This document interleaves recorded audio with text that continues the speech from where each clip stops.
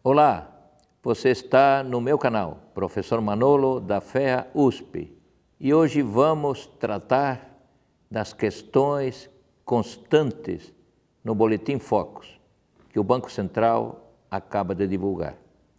Algumas informações preliminares. A primeira delas é que mais ou menos uma centena, 103, 105, às vezes muda o número, de empresas de consultoria enviam graciosamente ao Banco Central projeções sobre algumas variáveis importantes, variáveis econômicas extremamente importantes. E essas informações são enviadas no último dia da semana imediatamente anterior. Ou seja, se você entrar no site do Banco Central, procure 31 de janeiro. Mas hoje é 3 de fevereiro, uma segunda-feira. Sim, é que é hoje, às segundas-feiras, que o Banco Central divulga estas informações. E a segunda coisa que temos que dizer é que essas variáveis, algumas delas, como o IPCA, outra variável, a taxa de câmbio, tem uma certa previsibilidade. Balança comercial, déficit ou superávit da conta corrente, há uma relativa previsibilidade. O que eu quero dizer com isso?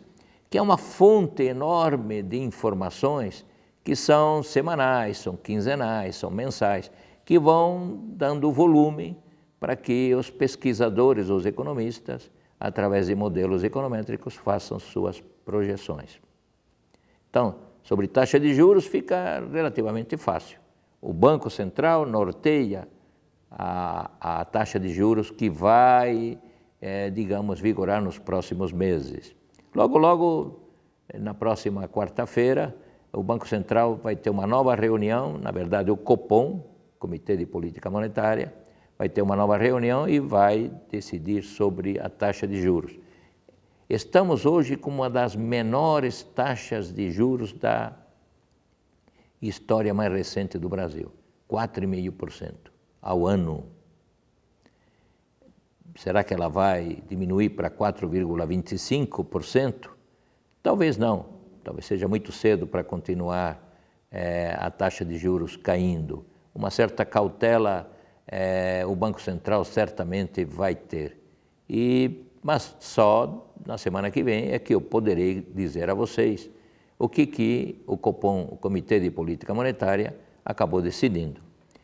Uma taxa de juros de 4,5% já fez uma mudança extremamente importante nas aplicações dos investidores brasileiros.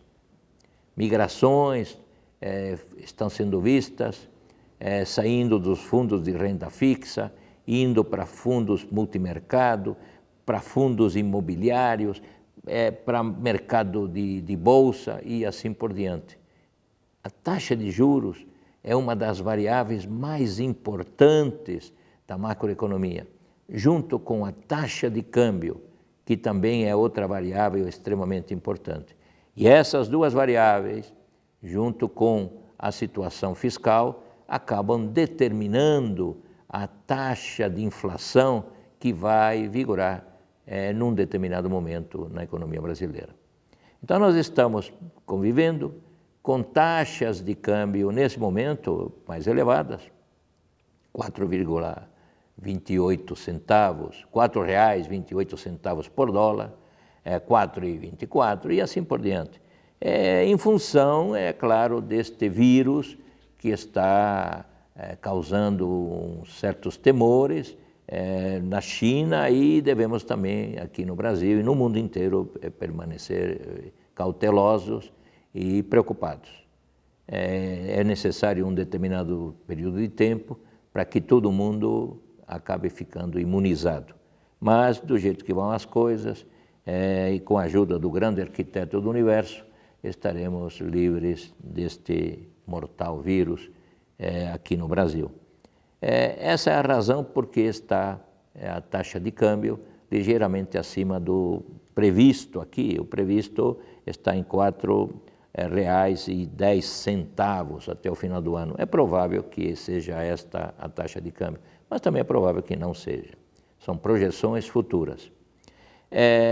A taxa de inflação, estamos indo muito bem. Uma taxa prevista de 3,4% até o final do ano. No setor externo também estamos indo bem, já há algum número de anos. Estamos com uma previsão de uma balança comercial positiva de 37,41 bilhões de dólares. E um saldo na balança comercial, um saldo na conta corrente negativo de 53,2 bilhões de dólares. Ou seja, estamos indo bem, balança comercial positiva, um saldo na conta corrente que é perfeitamente resolvido pelo ingresso do capital estrangeiro direto, e então nós não temos maiores problemas, nem na inflação, nem no setor externo, que eram problemas graves para a economia brasileira em décadas passadas. E há uma outra notícia muito boa que acabou de sair nesses últimos dias, que diz respeito à questão fiscal. A previsão aqui para o ano que vem de um déficit, ainda temos um resultado primário negativo, temos déficit nas contas do setor público, previsto neste ano para 1,10% do PIB, é algo parecido com 75 bilhões, 77 bilhões de reais. Mas a boa notícia é que o resultado nominal, que engloba o resultado primário mais os juros da dívida, está também caindo e está previsto em 5,5% do PIB. Pensa num PIB aí de 7 trilhões de reais para fazer essas contas. E a boa notícia é que neste ano que passou, de 2019, o governo reduziu, e bem reduziu, o déficit primário, que alguns achavam que ficaria acima de 100 bilhões nesse ano, graças à venda de campos de petróleo e da obtenção de receitas extraordinárias via cessão onerosa. Neste ano que passou de 2019, a economia brasileira o governo brasileiro está apresentando o melhor resultado das contas públicas desde 2014, repito, 95,1 bilhões de reais, 1,3% aproximadamente do PIB. Então nós temos boas notícias na área de inflação, boas notícias na área do setor externo, boas notícias com relação aos desdobramentos da taxa de juros para financiamentos bancários, para financiamentos no agronegócio, porque as taxas de juros estão caindo em todas essas aplicações. Os bancos estão percebendo que há um mercado enorme, principalmente na área agrícola, no agronegócio, para empréstimos. E isso é uma informação extremamente relevante. Há dinheiro para essas safras excepcionais agrícolas que nós estamos observando. O ponto-chave aqui, e por último a dizer para você, é que a previsão de crescimento tem sido muito ruim, não só nesses últimos meses, mas nesses últimos anos. E aqui a impressão que eu tenho é que os colegas economistas, ou aqueles que fazem essas projeções aqui,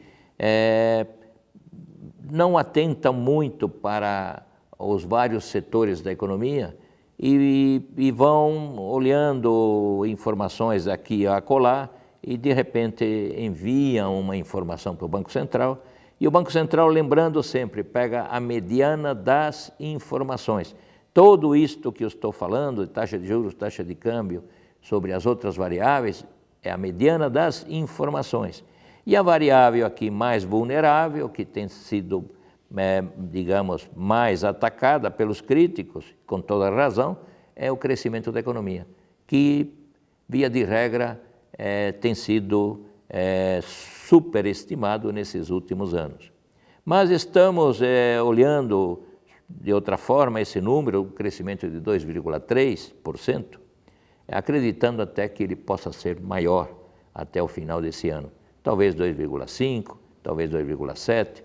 São números, digamos, que não podem ser levados assim, olha, a economia vai crescer 2,3%. Não, pode ser que cresça 2,5%, pode ser que cresça 2,2%, mas vamos crescer.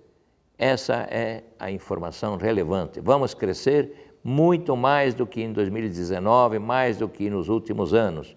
O governo está ajustando suas contas. Essa é uma excelente notícia. Esperamos que já em 2022 o governo federal tenha suas contas orçamentárias equilibradas.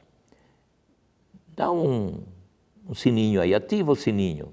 Dá um ok que você está gostando desta apresentação do Relatório Focus. Professor Manolo, da FEA USP, te dá um forte abraço.